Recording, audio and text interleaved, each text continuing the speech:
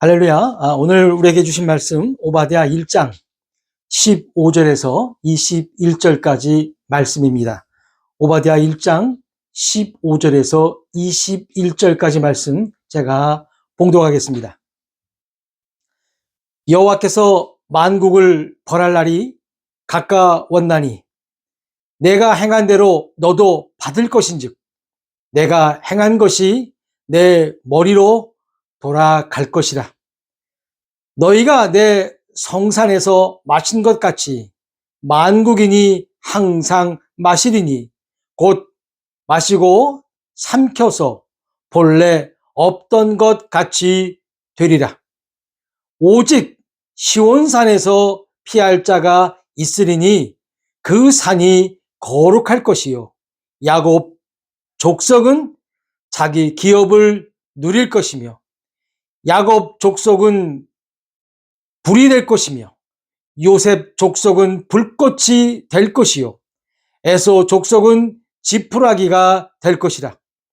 그들이 그들 위에 붙어서 그들을 불사를 것인즉 에서 족속에 남은 자가 없으리니 여호와께서 말씀하셨습니다.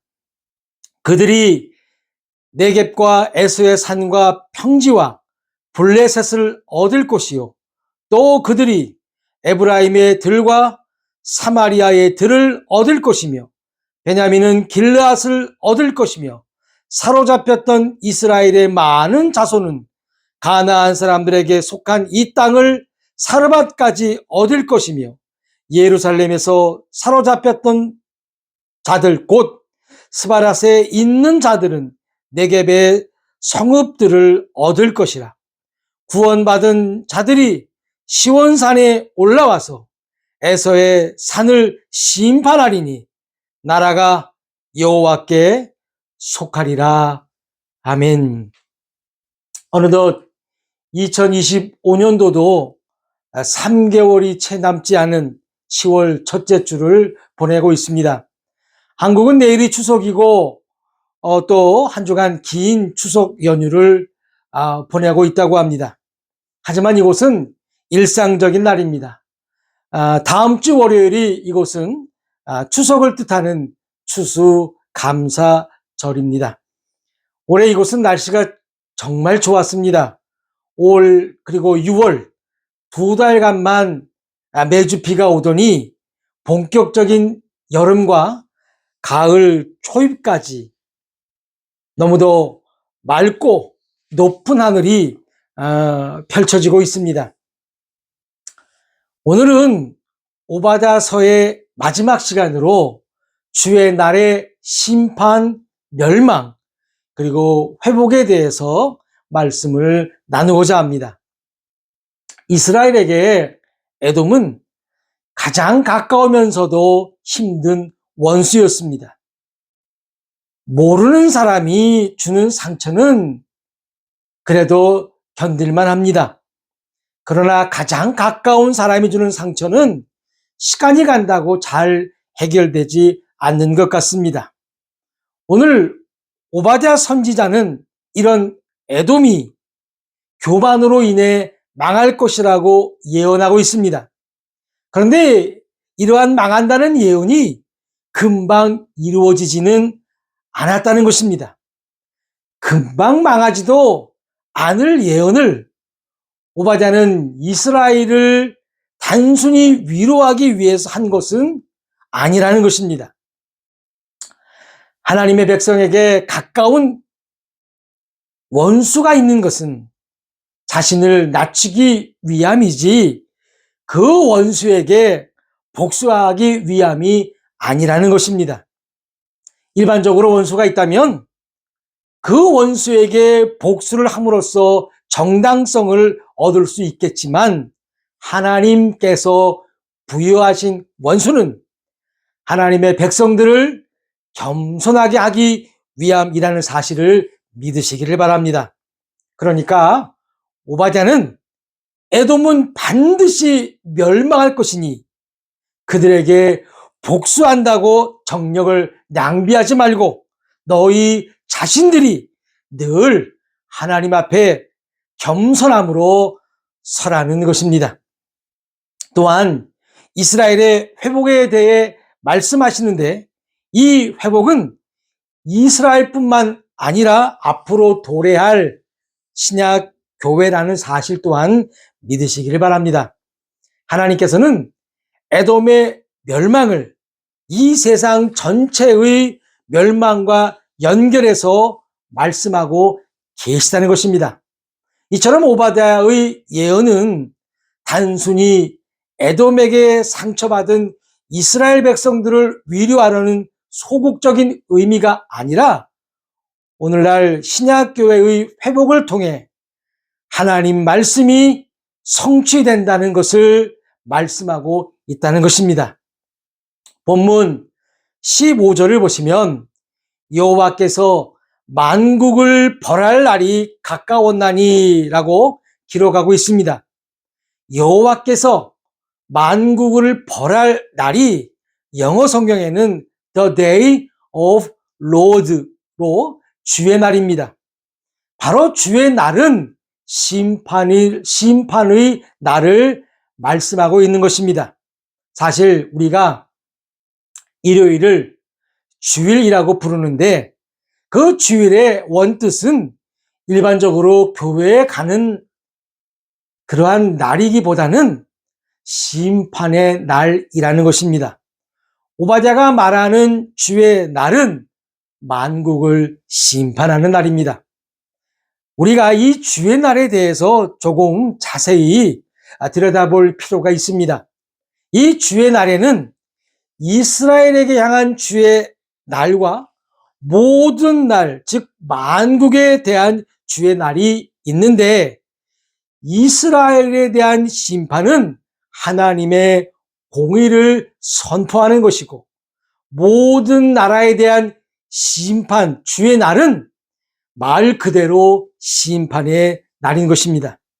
조금 더 이해를 돕기 위해 하나님의 심판의 날, 주의 날은 이스라엘에 대한 심판에서 시작하여 모든 나라의 심판으로 끝이 난다는 것입니다.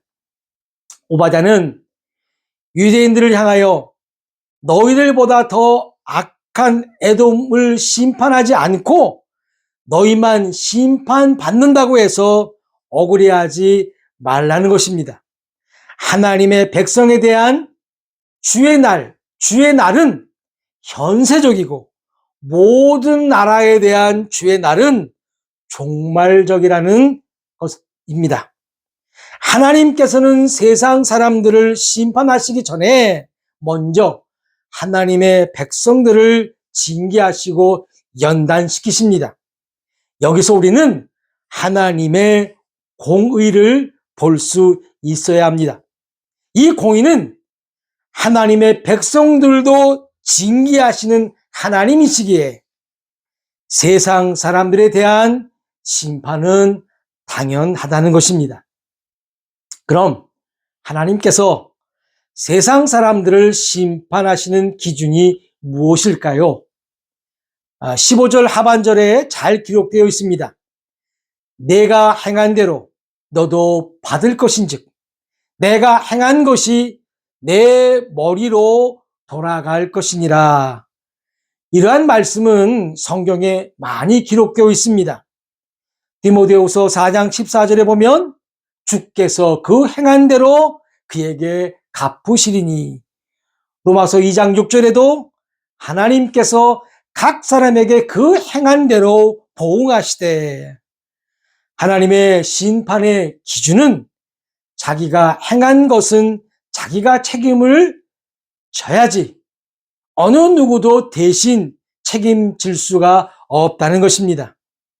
우리에게는 예수님을 영접하거나 아니면 믿지 않거나 하는 자유의지가 있습니다. 한마디로 여러분들의 자유입니다. 그러나 이 자유 외에는 반드시 책임이 따른다는 것입니다. 이러한 자유에서 주님을 영접한 자는 영원한 구원에, 영접하지 않는 자는 영원한 지옥에 떨어진다는 것입니다. 이러한 책임은 죽는다고 끝나지 않습니다. 사람이 한 번 죽고 나면 끝나는 것이 아니라 책임을 져야 하는데 그 책임은 영원하다는 것입니다. 그래서 우리가 숨 쉬는 지금, 살아있는 지금 주님을 영접해야 한다는 것을 믿으시기를 바랍니다. 에돔이 오해한 것 중에 하나는 이스라엘의 멸망이 자신들의 정당성을 입증해 주었다는 것입니다. 오해입니다. 본문 16절입니다. 너희가 내 성산에서 마신 것 같이 만국인이 항상 마시리니 곧 마시고 삼켜서 본래 없던 것 같이 되리라. 에돔은 예루살렘이 무너지고 그 안에 있는 유다 사람들이 포로로 잡혀가는 것을 보고 스스로가 하나님을 섬기지 않는 자기들의 정당성을 증명해 주는 것처럼 기뻐서 성산에서 마시고 즐겼다는 것입니다. 그러나 이것은 오해이고 착각이라는 것입니다.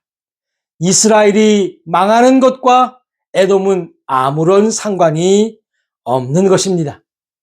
세상 사람들은 은근히 예수 믿는 사람들이 실패하고 넘어지기를 바라고 있습니다. 예수 믿는 사람들이 실패하고 망하는 것과 세상 사람들은 아무런 상관이 없다는 것입니다. 예수 믿는 사람들이 망하게 보이는 것은 하나님께서 그들을 연단하시는 것이지 세상 사람들에게 믿어도 그만 안 믿어도 그만인 것을 보이시는 것이 아니라는 것입니다. 이스라엘은 이스라엘이고 에돔은 에돔인 것입니다. 저에게도 이런 일이 있었습니다. 누군가가 저를 음해하거나 무시할 때 저 역시도 상대가 망하기를 바랬습니다. 아니 망하라고 기도했는지도 모릅니다. 그래야 저에 대한 정당성이 인정받는 줄 알았기 때문입니다. 아닙니다. 결코 아닙니다. 왜 교회에서 분쟁이 일어나고 다툼이 일어납니까? 그 분쟁과 다툼은 정말 목숨을 걸고 싸우는 그런 전쟁 같은 싸움입니다. 왜 그럴까요? 그것은 서로가 자신들의 정당성을 인정받기 위함이라는 것입니다. 예를 들면 교회에서 원로 목사파와 담임 목사파가 갈등을 넘어 분쟁이 일어납니다. 서로가 옳다고 정당성을 내세우기에, 다시 말해 자신들만 옳아야 하기 때문에 엄청난 손해를 보더라도 세상의 손가락질을 당하더라도 상대를 제압하기 위해 그토록 싸운다는 것입니다. 하지만 그 어느 쪽도 정당하지 않습니다. 이스라엘은 이스라엘이고 에돔은 에돔인 것입니다. 하나님께서는 오바댜를 통해 내가 내 백성들이 연단받을 때 너희가 좋아서 성산에서 건배를 외쳤던 것처럼 온 세상 사람들이 내가 했던 것처럼 그렇게 하신다는 것입니다. 하나님께서는 이런 심판 가운데서도 구원을 받을 자가 있을 것을 말씀하고 계십니다. 17절입니다. 오직 시온산에서 피할 자가 있으리니 그 산이 거룩할 것이요 야곱 족속은 자기 기업을 누릴 것이며, 이 구절은 신약교회를 말씀하고 있는 것이며 신학적으로는 교회 시대가 끝이 나고 환난 중에 구원을 받을 선민인 이스라엘에 대한 예언이기도 합니다. 오바댜는 시온산에 피할 자가 누구인지 정확히 밝히고 있지 않습니다. 그래서 시온산은 교회를 상징하며 바로 앞으로 도래할 예수님과 신약 교회를 통해 하나님의 구원 사역이 확장된다는 것을 말씀하고 있다는 것입니다. 18절에 야곱과 요셉 족속이 등장합니다. 야곱은 요셉의 아버지입니다. 요셉은 야곱이 가장 사랑했던 라헬의 소생이었고 다른 아들들보다 요셉을 더욱 사랑했습니다. 야곱은 요셉을 다른 아들들보다 편애했고 그러한 편애로 인해 갈등이 초래되었고 극적인 이별을 겪었지만 궁극적으로 하나님의 섭리를 통해 가족의 구원과 재회, 즉 회복으로 이어진 깊은 사랑과 축복의 관계였던 것입니다. 자, 이들에게서 나타나는 것은 불이고 불꽃입니다. 이 불과 불꽃이 에서 족속을 완전히 태운다고 기록하고 있습니다. 사랑하는 성도 여러분, 우리가 세상을 이기는 것은 바로 성령의 역사, 성령의 불입니다. 사도행전 2장 1절과 3절입니다. 호련히 하늘로부터 급하고 강한 바람 같은 소리가 있어 그들이 앉은 온 집에 가득하며 마치 불의 혀처럼 갈라지는 것들이 그들에게 보여 각 사람 위에 하나씩 임하여 있더니 그들이 다 성령의 충만함을 받고 성령이 말하게 하심을 따라 다른 언어들로 말하기를 시작하니라. 야곱과 요셉이 회복이 되는 것처럼 하나님의 사람들이 서로 하나가 될 때 성령은 역사하십니다. 그리고 이 성령은 바람으로 불로 세상을 이긴다는 사실을 믿으시기를 바랍니다. 사랑하는 성도 여러분, 오늘날 교회에서 성령의 역사를 몰아내는 것은 바로 교만입니다. 성령의 역사가 교회에서 흘러나지 않으면 세상의 역사가 교회 안으로 밀려 들어오게 되어 있다는 것입니다. 교회들이 정신을 차리고 바로 서지 못하기에 세상의 역사는 오늘날 교회를 집어삼키고 있다는 것입니다. 18절과 19절은 회복된 이스라엘을 말씀하고 있습니다. 그들은 땅을 차지할 것입니다. 땅을 회복한다는 것은 세상의 종말을 의미합니다. 하나님께서는 마지막 때가 올 때까지 이 세상 사람들을 쫓아내지 않으십니다. 잘 먹고 잘 살게 하십니다. 그러나 마지막이 오면 그 누구도 땅 한 평도 차지할 수 없다는 것입니다. 천년 왕국에서 벌어질 일들입니다.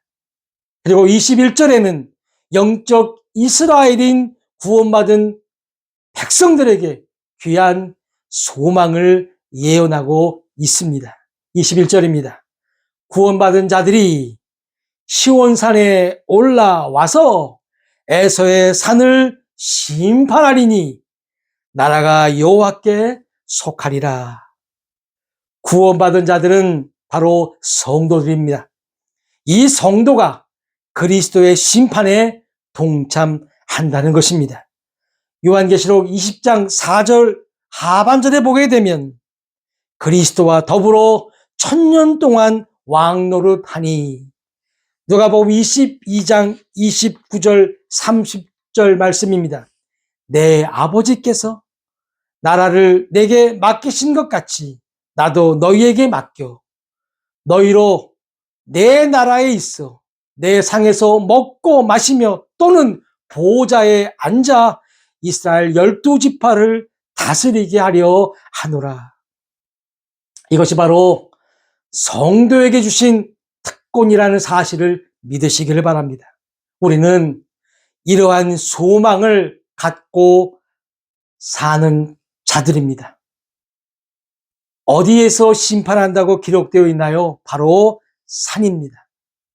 시온산에 올라 에서의 산을 심판한다는 것입니다. 원래 산은 어떤 세력을 의미합니다. 에서의 산은 바로 인본주의의 상징입니다. 에서의 산은 바로 하나님처럼 높아지려는 바벨탑인 것입니다. 하지만 아무리 큰 산이라도 결국은 주께서 심판하실 것이고, 이 심판의 주의 자녀들, 교회들인 성도들이 함께 동참한다는 것을 믿으시기를 바랍니다. 하나님께서는 당신의 백성들을 심판하시는데 그것은 멸망의 심판이 아니라 연단하시는 것으로 주의 나라 백성으로서의 자질을 키우시는 것입니다. 그래서 우리가 저 세상 사람들보다 힘들게 살고 어려운 시련을 당하는 것을 이상하게 생각하지 않으시기를 바랍니다. 하나님은 결코 자신의 자녀들을 버리지 않으신다는 사실입니다. 그래서 우리는 세상 사람들을 부러워하지 마시고 불쌍히 여기시기를 바랍니다. 결코 에돔처럼 살지 마시고 하나님의 위대하신 백성들답게 늘 성령으로 충만하고 믿음으로 살아가는, 그래서 하나님께서 심판하실 때 주님과 함께 다스리는 우리 모두가 되어지시기를 주님의 이름으로 축원하면서 다 같이 기도하시겠습니다.